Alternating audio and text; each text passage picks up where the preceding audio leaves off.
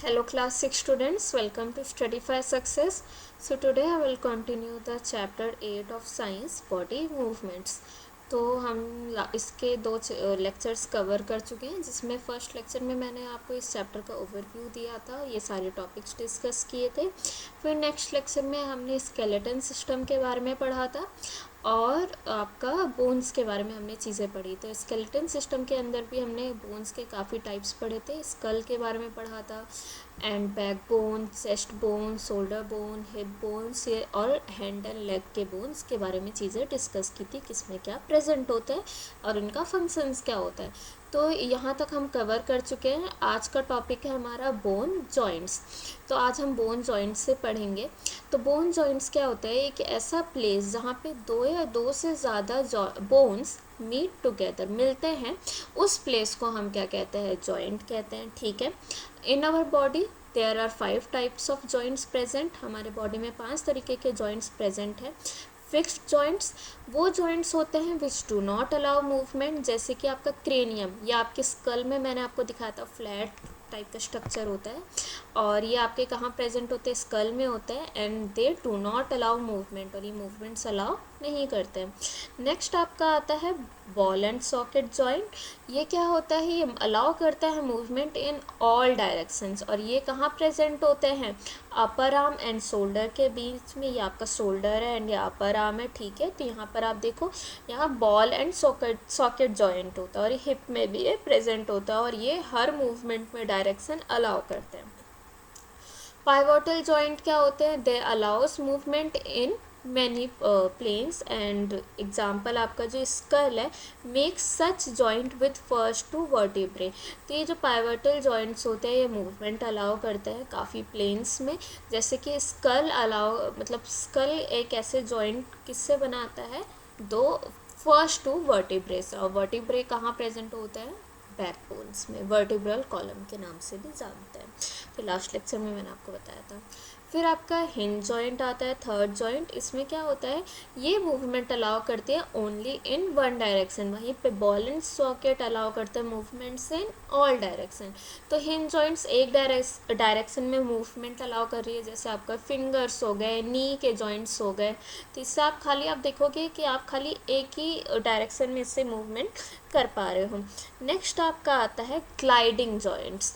Gliding joints क्या होते हैं, ये खाली ना limited amount of movement allow करते हैं। जैसे कि आपका बैकबोन, आप इसमें बेंड हो सकते हो, बैक एंड फोर्थ, आगे पीछे बेंड हो सकते हो बैकबोन के जॉइंट्स की मदद से। तो ये ग्लाइडिंग जॉइंट्स इसीलिए काम आते हैं। अच्छा, मैंने आपको ये हैंड और बोन्स के लेग के बारे में बता दिया था कि किसमें कितने होते हैं लेग। ये लास्ट लेक्चर में ये चीज़ें हमने इसका स्ट्रक्चर डिस्कस कर लिया था। ठीक है। नेक्स्ट आपका आता है मसल्स के बारे में। तो अब देखो मसल्स क्या होता है, मसल्स ना सॉफ्ट टिश्यूज होते हैं। अच्छा, आपका स्केलेटल सिस्टम किस किस से बना होता है, मसल्स, बोन्स एंड कार्टिलेजेस से बना होता है, और मसल्स से 650 muscles, 206 bones and some cartilages. तो मसल्स क्या होते हैं, ये सॉफ्ट टिश्यूज होते हैं। क्या होता है, सॉफ्ट टिश्यूज होते हैं। They have the ability to contract सिकुड़ने की एबिलिटी होती है, and they are attach to bones by tendons. तो ये बोन से अटैच्ड होते हैं, किसकी मदद से, टेंडन की मदद से। ये दिख रहा होगा आपको। All the movement in the body is controlled by muscles. तो जितनी भी बॉडी में हमारे मूवमेंट होते हैं, इन्हें कौन कंट्रोल करता है, मसल्स कंट्रोल करता है। Our bones move by the contraction and extension of skeletal muscles. तो हमारी अच्छा, अभी सारे मूवमेंट के लिए हमारी बॉडी में कौन रिस्पॉन्सिबल है, मसल्स। तो हमारी बोन्स किसके मदद से मूव करती है, स्केलेटल मसल्स के कॉन्ट्रैक्शन एंड एक्सटेंशन से हमारे बोन्स, हड्डियाँ मूव करती है। And when two muscles work together they move a bone. तो जब दो मसल्स वर्क करती है एक साथ, किस लिए, बोन को मूव कराने के लिए। ठीक है। अब द बोन्स आर, मसल्स क्या होते हैं, the bones are moved by the alternate contractions and relaxations of two sets of muscles. तो ये जो बोन्स है, ये दो मसल्स के दो सेट के ऑल्टरनेट कॉन्ट्रैक्शन एंड रिलैक्सेशन से ये बोन्स मूव होती है, ठीक है।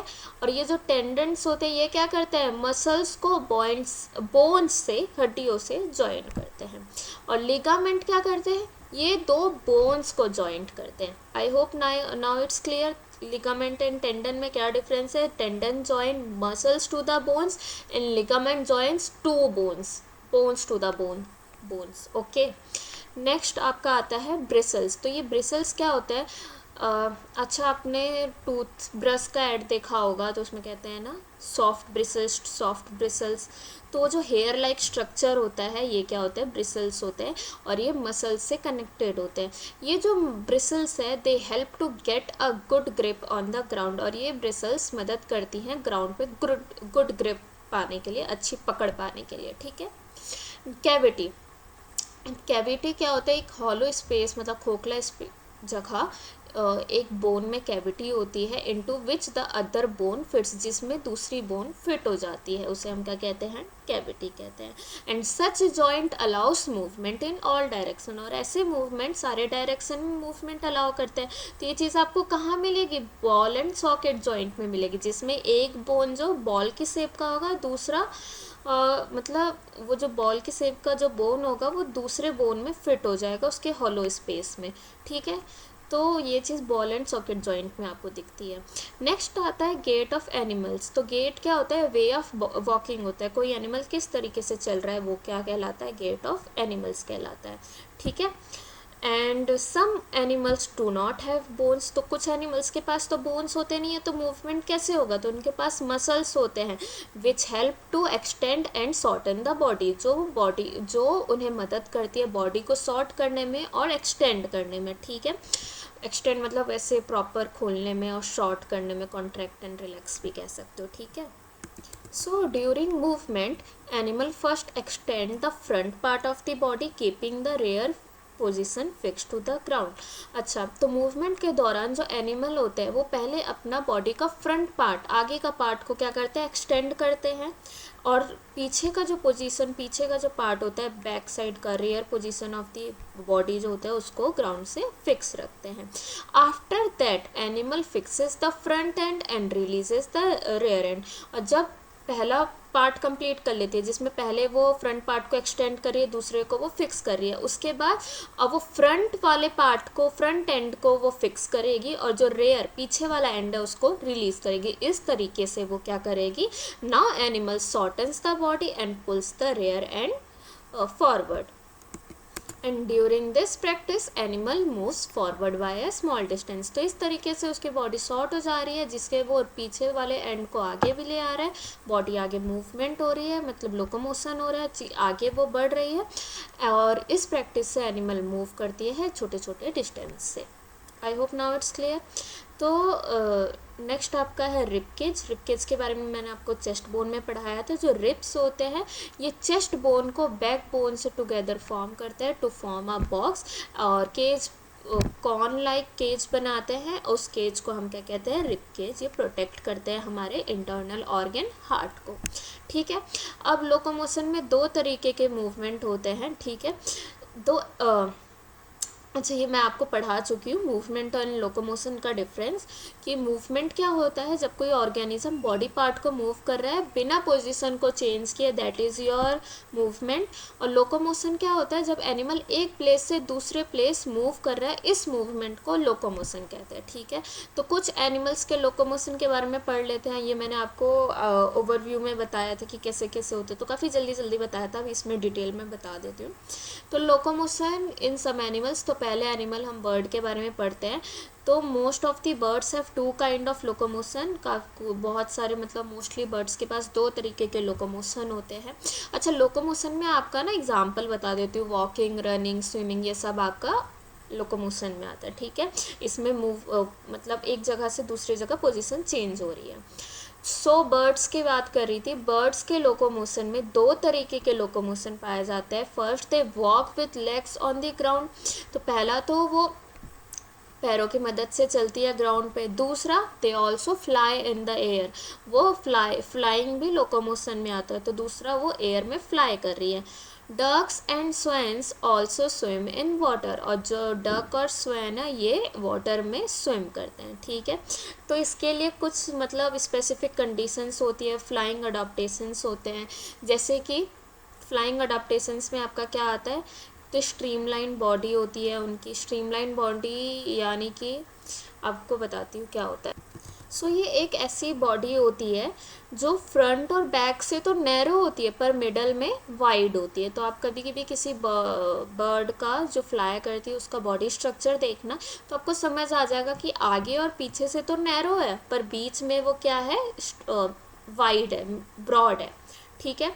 फिर जो उनके फोर लिम्स होते हैं ये किस में मॉडिफाई हो जाते हैं, विंग्स, पंख में उनके मॉडिफाई हो जाते हैं। Air sacs connected to lungs, और इनके जो एयर सैक होते हैं ये लंग्स से कनेक्टेड होते हैं। And massive flight muscles are some adaptations in birds for flying, और कुछ फ्लाइट मसल्स जोड़ने के लिए इन्हें हेल्प करती है, ये कुछ अडाप्टेशंस होते हैं जो बर्ड्स में मिलते हैं फॉर फ्लाइंग, ठीक है। नेक्स्ट आपका आता है fish.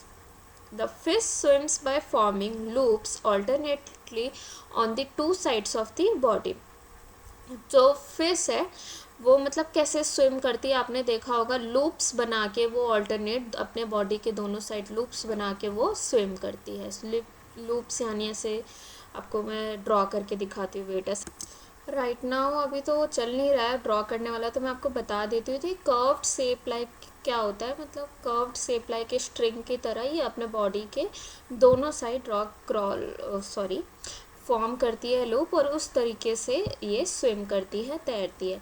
The tail pushes them forward, और जो टेल है उसे आगे की ओर पुश करता है, दबाता है, ठीक है। The vertebrae and the muscles attach to them work for it, और जो वर्टिब्रे होती है, वर्टिब्रे बैकबोन को कहते हैं, और जो मसल्स अटैच्ड होती है इनसे वो इसके लिए वर्क करती है, स्विमिंग में इन्हें हेल्प करती है। वहीं पे स्नेक्स की बात की जाए तो इनका लोकोमोशन कैसा होता है, ये ग्राउंड पे क्रॉल करते हैं, रेंगते हैं बाय ऑल्टरनेटिंग। अच्छा देखो, लूपिंग साइडवेज, इससे अब आपको थोड़ा थोड़ा लूप का मतलब समझ रहा होगा कि रेंगते हैं तो कैसे लूप्स मतलब लूप का पैटर्न बनाते हुए चलते हैं ना, स्नेक्स ऐसे ऐसे ऐसे ऐसे रेंग रहे होते हैं। तो वही चीज़ मैं आपको यहाँ समझाना चाह रही थी कि फिश भी ऐसे ही लूप्स फॉर्म करके alternately on the two sides of the body they swim. Similarly snakes crawl, रेंगते हैं by alternatively looping sideways, sorry. A large number of vertebrae and associated muscles push the body forward. तो वही चीज़ है जैसे fish में हो रहा था, वर्टिब्रे और मसल्स अटैच थी, स्विमिंग में हेल्प कर रही थी, उसी तरीके से जो स्नेक्स है इसके पास भी लार्ज नंबर ऑफ वर्टिब्रे और जो एसोसिएटेड इससे मसल्स है बॉडी को पुश करते हैं आगे की ओर। And the ventral scales also help in the process, और इनके पास वेंट्रल स्केल्स नाम की चीज़ भी होती है जो इस प्रोसेस में इन्हें मदद करती है। वहीं पे हम इंसेक्ट्स की बात की जाए तो इंसेक्ट्स के जो बॉडी और जो लेग होता है इसमें हार्ड जॉइंट कवरिंग्स होती है, forming an exoskeleton. This is important, generally asked exoskeleton के बारे में पूछा जाता है, कॉकरोच में मिलता है। So the muscles of the breast connected with 3 pairs of legs and 2 pairs of wings help the cockroach to walk and fly. तो जो ब्रेस्ट की मसल्स होती है ये कॉकरोच के लेग्स के 3 पेयर्स और विंग्स के 2 पेयर्स से कनेक्टेड होती है, जो कि कॉकरोच की मदद करती है टू वॉक एंड फ्लाई। वहीं पे स्नेल्स की बात की जाए, they are moved by the muscular foot, the hard unjoined cell have no relation with the food।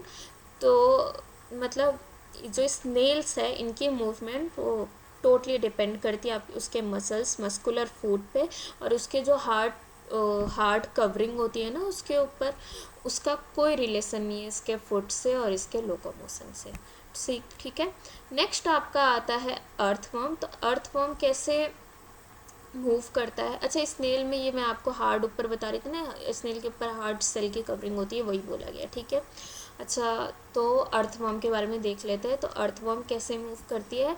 Bye alternate extension and contraction of the body affected by the muscles. तो ये भी muscles के help से ही ये move करती हैं, by alternate extension and contraction. तो कभी आप अर्थवर्म को देखना, केचुए को देखना, एक्सटेंशन हो, पहले कॉन्ट्रैक्ट होती है, फिर एक्स्ट्रा मतलब पहले सिकुड़ती है फिर खुलती है। तो इस तरीके से एक्सटेंशन एंड कॉन्ट्रैक्शन की मदद से ये आगे मूव फॉरवर्ड, ठीक है। और इनका मूवमेंट किससे अफेक्टेड होता है? Bye there muscles, muscles help करती हैं। The minute movable bristles help in gripping the ground. और इनके पास जो छोटे छोटे इन ब्रिसल्स, जो हेयर लाइक स्ट्रक्चर होते हैं मूवेबल, ये इन्हें मदद करते हैं ग्राउंड से, मतलब ज़मीन से पकड़ बनाने में हेल्प करते हैं, प्रॉपर ग्रिप बनाने में ग्राउंड के साथ। दे the minute movable bristles helps in gripping the ground. Now I hope now it's clear. So these are the keywords of this chapter. मैंने पहले ही डिस्कस कर लिया है। बैकबोन क्या होता है, vertebral column, 33 small like structure, ये सारी चीज़ें बता दी है। ब्रिसल्स बता दिया है, कार्टिलेज बता दिया। ये एडिशनल पार्ट होता है स्केलेटन का, जो बोन्स की तरह हार्ड नहीं होता, और ये बेंड भी किया जा सकता है, जैसे कि आपका ये ईयर, यहाँ पर आपको कार्टिलेज दिख सकता है। फिर cavity, fix joints, gait of animals, इतने सारी चीज़ें अभी डिस्कस की, सारे जॉइंट्स के बारे में, बोन्स के बारे में। स्ट्रीमलाइन बॉडी, देखो ये ऐसी बॉडी शेप होती है which is tapers at the both and, यानी दोनों तरफ ये क्या होती है? नैरो होती है, बट वाइडर एट मिड, मतलब ब्रॉड होती है बीच में और दोनों एंड पे नैरो होती है। जैसे कि बर्ड्स और फिश की बॉडी क्या होती है? स्ट्रीमलाइन होती है। और एक एक्सोस्केलेटन, कॉकरोच में 1 मार्क्स में ये पूछा जा सकता है, ठीक है, जनरली आता है, इंपॉर्टेंट है। So this is all about the chapter body movement. इतनी चीज़ें थी आपके बॉडी में कैसे मूवमेंट होती है। अब आई होप नाउ इट्स क्लियर कि एनिमल में जो मूव कर रहे हो किसकी मदद से हो रहे, कैसे हो रहे, क्योंकि उनका बॉडी स्ट्रक्चर ऐसे इस वजह से होता है। सो इस तरीके से एनिमल्स में बॉडी मूवमेंट्स होते हैं। I hope now it's clear, and this is all about the chapter. And if you want to access the notes for this lecture, you can download our app Studify Success from the Play Store. Go to the section called YouTube Notes, where you will find notes for every class and subject. Just download the app, register yourself and sign up. You will get all the lecture notes easily. And if you are interested in attending our live classes, you can purchase our full course at very reasonable prices. Our course include live doubt solving sessions, regular test, full syllabus coverage, and much more to help you score better. Thank you so much.